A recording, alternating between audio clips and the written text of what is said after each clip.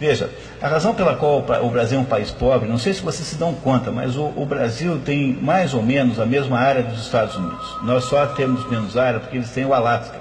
Então, pegamos continente versus continente, temos a mesma área. Eles têm mais população, nós temos 180 milhões mais ou menos, eles devem ter uns 270 por aí. Eles são um pouco mais velhos, a Independência Americana é de 1736, a nossa é de 1822. Ambos somos países de imigrantes, basicamente, ambos tiveram escravidão. No entanto, o PIB americano é 20 vezes maior do que o PIB brasileiro.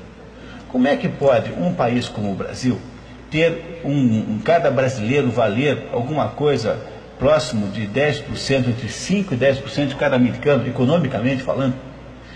Pois não é por excesso de capitalismo, garanto, porque se tem alguma coisa que aqui nunca existiu de verdade, foi capitalismo sob nenhuma forma plena. Então não foi por excesso de capitalismo. Se não foi por excesso de capitalismo, foi certamente por falta dele. Tanto é que no Brasil, o lugar que tem mais capitalismo, que é São Paulo, é um lugar mais rico que aquele que tem menos, que é o Piauí. Quando eu reclamo que há falta de liberalismo no país, eu estou falando de um liberalismo capaz de gerar um verdadeiro sucesso capitalista pleno, quer dizer, um liberalismo que nos fosse capaz de nos gerar alguma quantidade de empresas como a Embraer, por volta de 500. Se nós tivéssemos 200 Embraeres, nós seríamos um país grão de vida da Itália, pelo menos. Qualquer pessoa que dê certo economicamente é vista com ressalvas e com desconfiança. Nós somos o único país mais ou menos organizado que tem uma delegacia do consumidor, quer dizer, para nós, para a mentalidade média do brasileiro, a atividade econômica é uma atividade semidelinquente, assim. Então, nós vivemos numa sociedade hostil à atividade econômica, e aí dizemos para os eleitores que o que fez o mal do Brasil foi a atividade econômica que nós não temos porque não deixaram. Quer dizer, eu impeço que haja de fato sucesso capitalista do país, e depois eu invento um Estado enorme, interferidor, que foi a causa fundamental desse desastre e desta insuficiência, e ele aparece com ares de salvador e de bombeiro, justamente alegando vir resolver os problemas que ele impediu que fossem resolvidos por sua própria conta, e pelo risco dos outros. Portanto, isso que se chama de neoliberalismo não passa de uma tramóia e de uma fraude. Ele é uma invenção da esquerda que gostaria de dizer, que gostaria de inventar um modo de sair da atividade econômica e passar a ser meramente tributarista.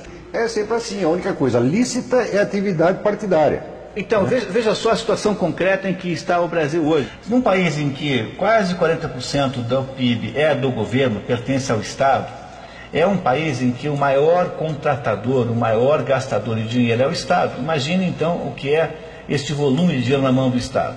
O Estado, pelos seus meios coercitivos, por exemplo, por um sistema de exigência de certidões negativas.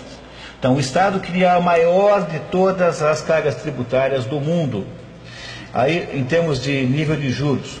Aí o Estado submete as pessoas que não conseguem pagá-la a uma espécie de limbo econômico, ou seja, proíbe-as de concorrerem e de usufruírem das encomendas públicas, justamente no momento em que a única encomenda que existe é a encomenda pública. Quer dizer, tem alguma coisa mais socialista do que isso? O que nós estamos conseguindo fazer, na verdade, é a implantação do socialismo de verdade, por meio da transformação dos empresários em porquinhos que você vai comer assados no Natal. E isso com a concordância absolutamente alegre, inacreditavelmente pacífica dos próprios.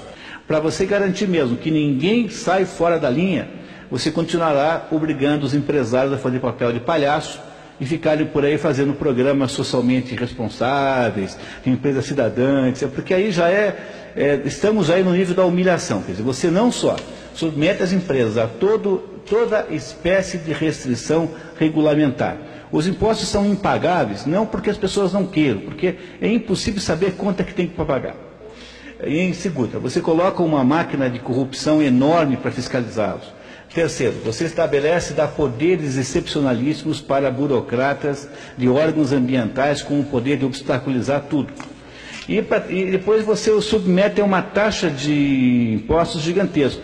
E então, para mostrar quanto eles são palhaços mesmo, você os obriga a fazerem esses teatrinhos de responsabilidade social, que é mais ou menos como você obrigá-los a uma pena alternativa.